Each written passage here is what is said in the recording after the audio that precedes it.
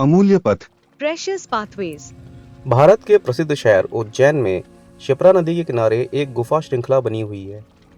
ये गुफाएं लोकप्रिय राजा भर्तहरि से जुड़ी हुई हैं और इन्हें भर्तहरि गुफा के नाम से ही जाना जाता है।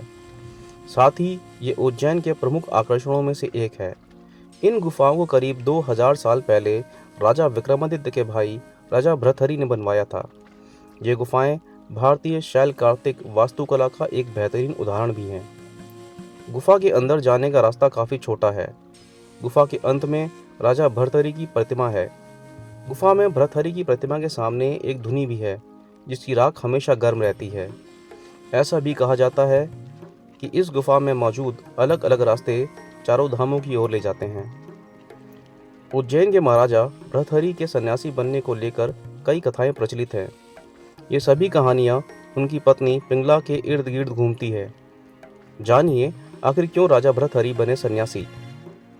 राजा भर्तहरि का गोरखनाथ से गहरा संबंध है।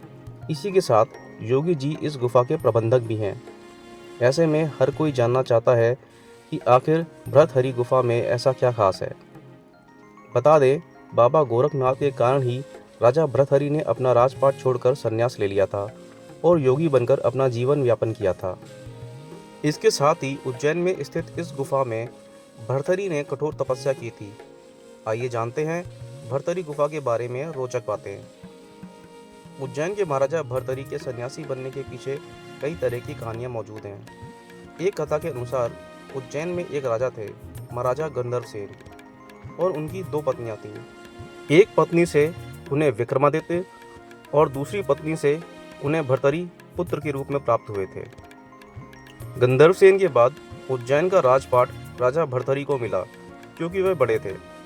राजा भर्तहरि की 2 पत्नियां थीं, लेकिन उन्होंने तीसरा विवाह किया और उनकी पत्नी का नाम था पिंगला। कहा जाता है कि पिंगला बहुत सुंदर थी और उसकी सुंदरता को देखकर भर्तहरि राजकाज के कामों को भी अनदेखा कर देते थे और अपनी पत्नी को रिझाने की हर कोशिश करते थे। कहा जाता है पिंगला कोतवाल से प्यार करती थी। एक बार की बात है, उज्जैन में उस समय तपस्वी गुरु गोरखनाथ आए। जब वे दरबार पहुंचे तो भर्तहरि ने उनकी खूब अच्छी तरह से आदर सत्कार किया। यह देखकर गोरखनाथ अति प्रसन्न हो गए। उन्होंने भर्तहरि को एक फल दिया और बताया कि इस फल को खाने से वह सदैव जवान बने रहेंगे। इस फल को भर्तहरि ने पिंगला को दिया, लेकिन पिंगला ने वह फल खुद नहीं खाया बल्कि अपने प्रेमी कोतवाल को दे दिया। कोतवाल एक वेश्या से प्रेम करता था और उसने वह चमत्कारी फल उसे दे दिया ताकि वेश्या सदैव जवान और सुंदर बनी रहे।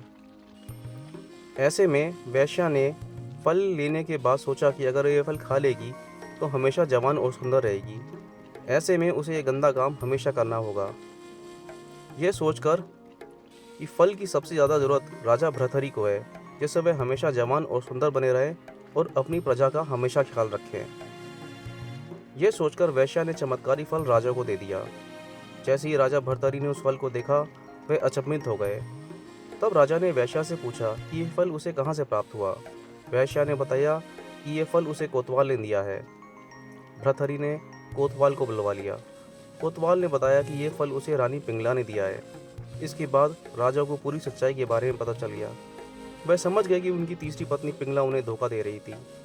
पत्नी की इस धोखे से भर्तहरि के मन में वैराग्य जाग गया और वे अपना संपूर्ण राज अपने छोटे भाई राजा विक्रमादित्य को सौंपकर उज्जैन की एक गुफा में आ गए और यहाँ करीब 12 सालों तक उन्होंने तपस्या की।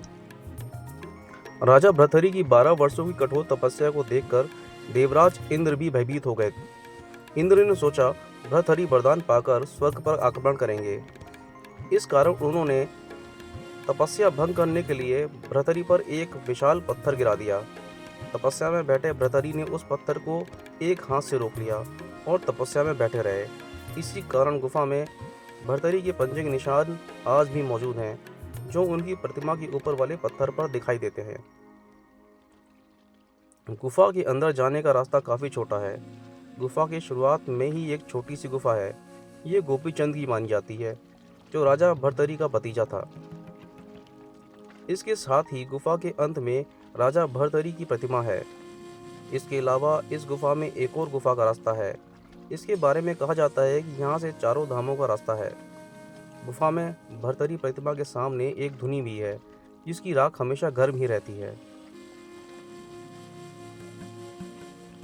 दूसरी कथा पहली कथा से बिल्कुल विपरीत है। रानी पिंगला पति से बेहद प्रेम करती थी। राजा भर्तरी एक बार शिकार खेलने गए। उन्होंने वहां देखा कि एक पत्नी ने अपने मृत पति की चिता में कूदकर अपने प्राण त्याग दिए। राजा भर्तरी बहुत ही आश्चर्यचकित हुए और सोचने लगे कि क्या मेरी पत्नी भी मुझसे इतना प्यार करती है। अपने महल में वापस आकर राजा भर्तरी ने जब ये घटना रानी पिंगला से कही तो पिंगला कहती हैं कि वह तो ये समाचार सुनने से ही मर जाएंगी, चिता में कूदने के लिए भी जीवित नहीं रहेंगी। राजा भर्तरी सोचते हैं कि वे रानी पिंगला की परीक्षा लेकर देखेंगे कि ये बात सच है या नहीं। कुछ समय बाद भर्तरी शिकार खेलने जाते हैं और वहाँ से समाचार भेजते हैं कि राजा भर्तरी की मृत्यु हो गई। ये खबर सुनते ही रानी पिंगला मर जाती हैं।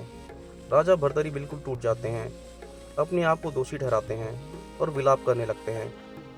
पर गोरखनाथ की कृपा से रानी पिंगला जीवित हो जाती हैं और इस घटना के बाद राजा भर्तरी गोरखनाथ के शिष्य बनकर चले जाते हैं। भर्तहरि गुफाएं उज्जैन के रेलवे स्टेशन से करीब 4.5 किलोमीटर की दूरी पे हैं।